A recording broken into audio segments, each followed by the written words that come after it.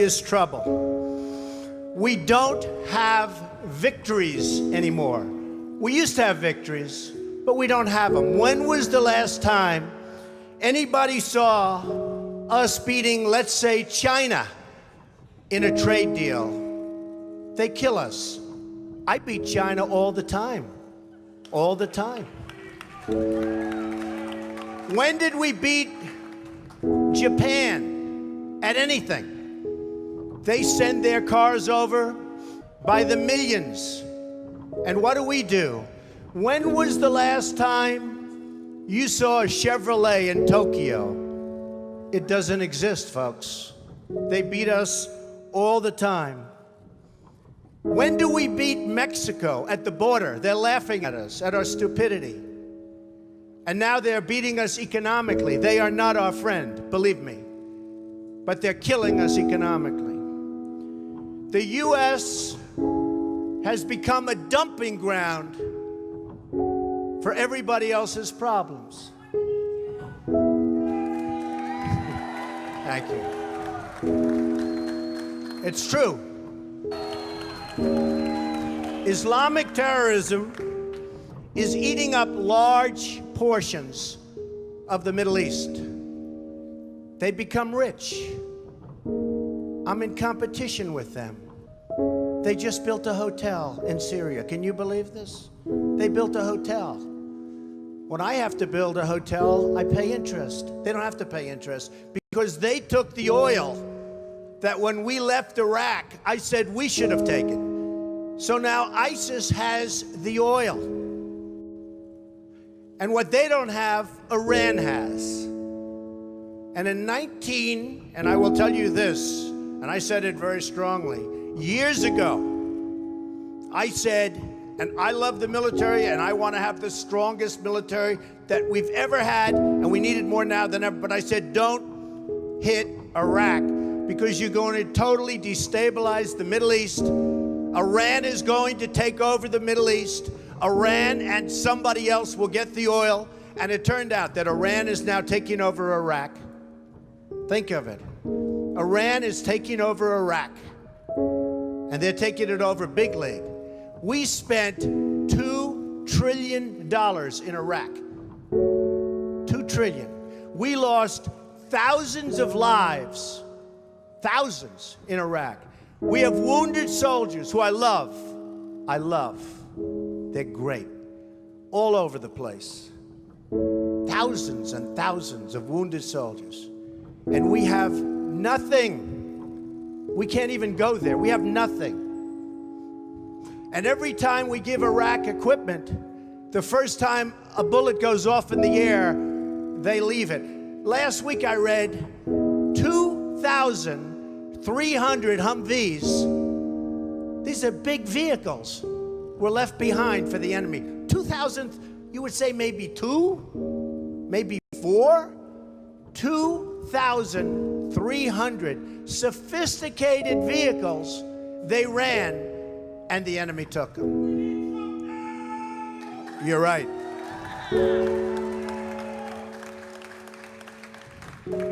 Last quarter, it was just announced, our gross domestic product, a sign of strength, right?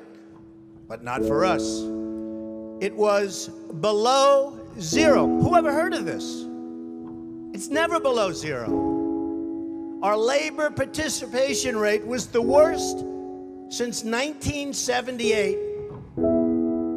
But think of it, GDP below zero. Horrible labor participation rate. And our real unemployment is anywhere from 18 to 20%. Don't believe the 5.6. Don't believe it. That's right, a lot of people up there can't get jobs. They can't get jobs because there are no jobs. Because China has our jobs and Mexico has our jobs. They all have our jobs. But the real number is anywhere from 18 to 19 and maybe even 21%. And nobody talks about it. Because it's a statistic that's full of nonsense.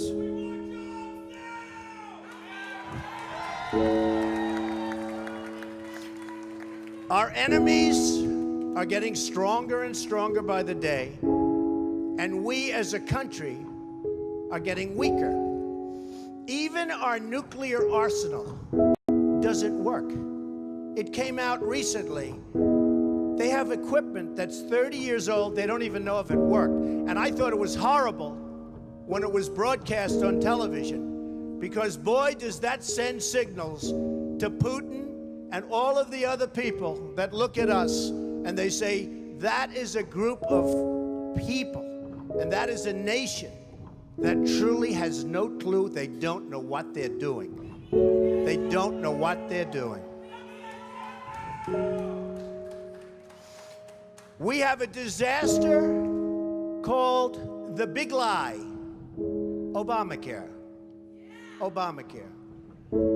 Yesterday it came out that costs are going for people up 29, 39, 49, and even 55%. And deductibles are through the roof. You have to get hit by a tractor, literally a tractor, to use it, because the deductibles are so high, it's virtually useless. It is a disaster. And remember the $5 billion website. $5 billion we spent on a website.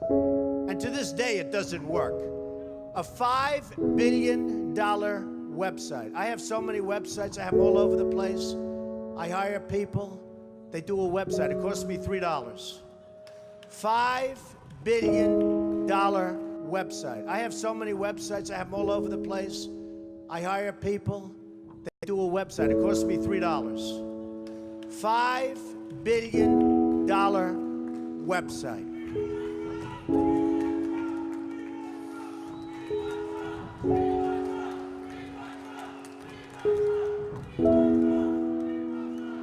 Well, you need somebody, because politicians are all talk, no action. Nothing's going to get done. They will not bring us, believe me, to the promised land. They will not. As an example, I've been on the circuit making speeches, and I hear my fellow Republicans, and they're wonderful people. I like them. They all want me to support them. They don't know how to bring it about. They come up to my office. I'm meeting with 3 of them in the next week, and they don't know. Are you running? Are you not running? Could we have your support? What do we do? How do we do it? I like them. And I hear their speeches, and they don't talk jobs, and they don't talk China. When was the last time you heard China's killing us? They're devaluing their currency to a level that you wouldn't believe. It makes it impossible for our companies to compete. Impossible. They're killing us. But you don't hear that from anybody else. You don't hear it from anybody else. And I watch the speeches. Thank you. I watch the speeches of these people, and they say, the sun will rise, the moon will set, all sorts of wonderful things will happen. And people are saying, what's going on? I just want a job. Just get me a job. I don't need the rhetoric. I want a job. And that's what's happening. And it's going to get worse, because remember, Obamacare really kicks in 2016. Really big league. It is going to be amazingly destructive. Doctors are quitting. I have a friend who's a doctor, and he said to me the other day, Donald, I never saw anything like it. I have more accountants than I have nurses. It's a disaster. My patients are beside themselves. They had a plan that was good. They have no plan now. We have to repeal Obamacare, and it can be replaced. And it can be replaced with something much better for everybody. Let it be for everybody, but much better and much less expensive for people and for the government. And we can do it. So, I've watched the politicians. I've dealt with them all my life. If you can't make a good deal with a politician, then there's something wrong with you. You're certainly not very good. And that's what we have representing us. They will never make America great again. They don't even have a chance. They're controlled fully. They're controlled fully by the lobbyists, by the donors, and by the special interests, fully. They control them. Hey, I have lobbyists, I have to tell you. I have lobbyists that can produce anything for me. They're great. But you know what? It won't happen. It won't happen. Because we have to stop doing things for some people, but for this country, it's destroying our country. We have to stop, and it has to stop now. Now, our country needs a truly great leader.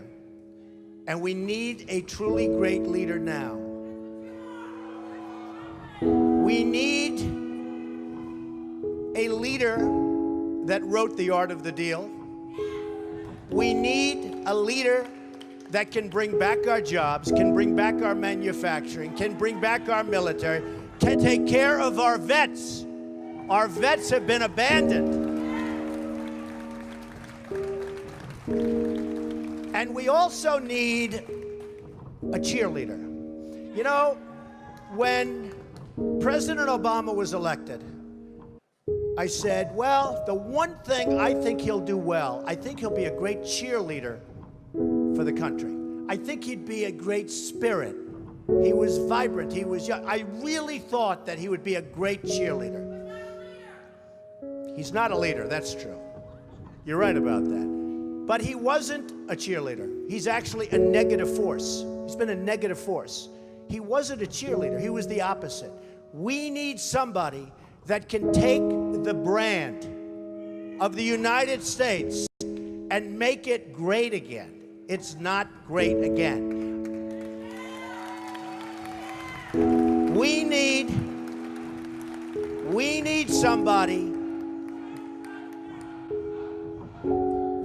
somebody that literally will take this country and make it great again. We can do that. And I will tell you, I love my life. I have a wonderful family. They're saying, Dad, you're going to do something that's going to be so tough. You know, all of my life I've heard that a truly successful person, a really, really successful person, and even modestly successful, cannot run for public office. Just can't happen. And yet that's the kind of mindset that you need to make this country great again. So, ladies and gentlemen, I am officially running for President of the United States, and we are going to make our country great again.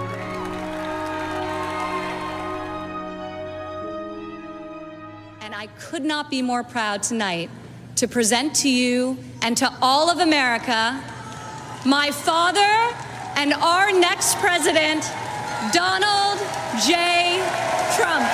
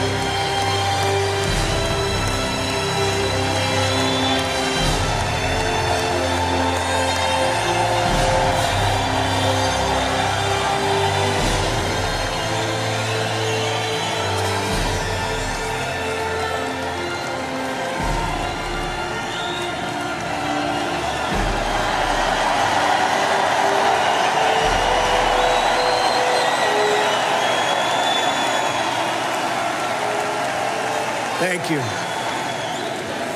Who would have believed that when we started this journey on June 16th last year, we, and I say we, because we are a team, would have received almost 14 million votes The most in the history of the Republican Party. Who would have believed this? Who would have believed this? Friends, delegates, and fellow Americans, I humbly and gratefully accept your nomination for the presidency of the United States.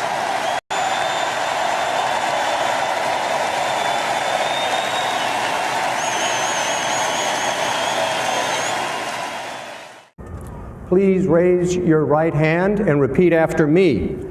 I, Donald John Trump, do solemnly swear. I, Donald John Trump, do solemnly swear that I will faithfully execute that I will faithfully execute the office of President of the United States the office of President of the United States and will, to the best of my ability, preserve, protect, and defend the Constitution of the United States. The Constitution of the United States. So help me God. So help me God. Congratulations, Mr. President.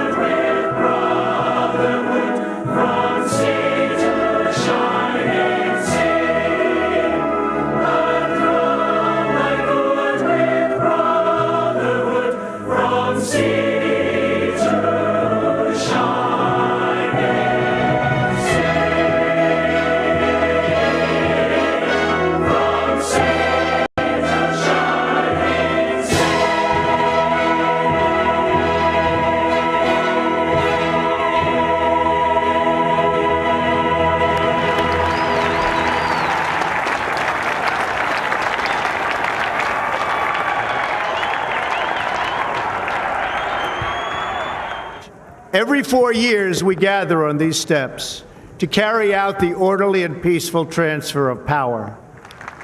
Today's ceremony, however, has very special meaning because today we are not merely transferring power from one administration to another or from one party to another, but we are transferring power from Washington, D.C., and giving it back to you, the people.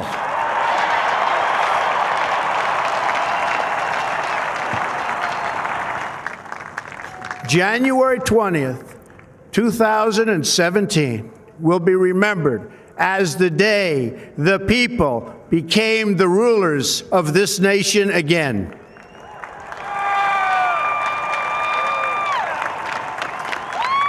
The forgotten men and women of our country will be forgotten no longer. Everyone is listening to you now. You came by the tens of millions to become part of a historic movement, the likes of which the world has never seen before. At the center of this movement is a crucial conviction that a nation exists to serve its citizens. Americans want great schools for their children, safe neighborhoods for their families, and good jobs for themselves. These are just and reasonable demands of righteous people and a righteous public. The oath of office I take today is an oath of allegiance to all Americans. We assembled here today are issuing a new decree to be heard in every city, in every foreign capital, and in every hall of power. From this day forward, a new vision will govern our land. From this day forward, it's going to be only America first. America first. Every decision on trade, on taxes, on immigration, on foreign affairs will be made to benefit American workers and American families. I will fight for you with every breath in my body, and I will never, ever let you down.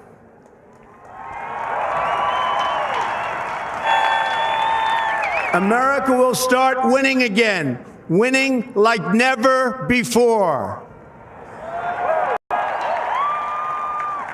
We will bring back our jobs.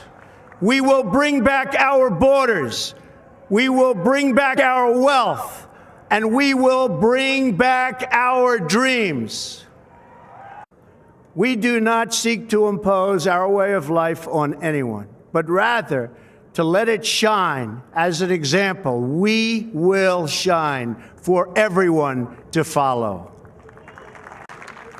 At the bedrock of our politics will be a total allegiance to the United States of America.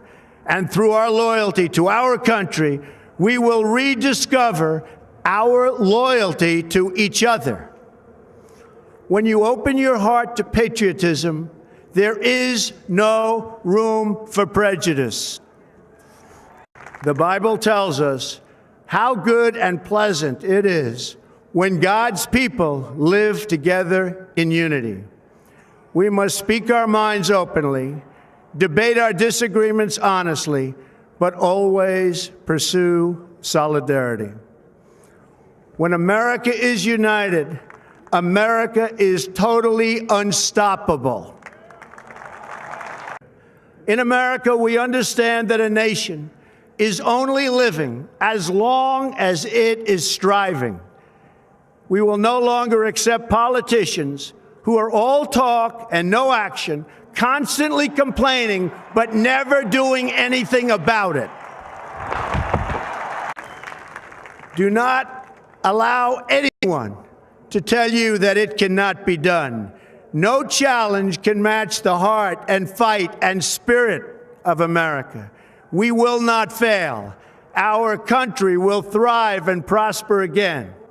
A new national pride will stir our souls, lift our sights, and heal our divisions. Whether we are black or brown or white, we all bleed the same red blood of patriots.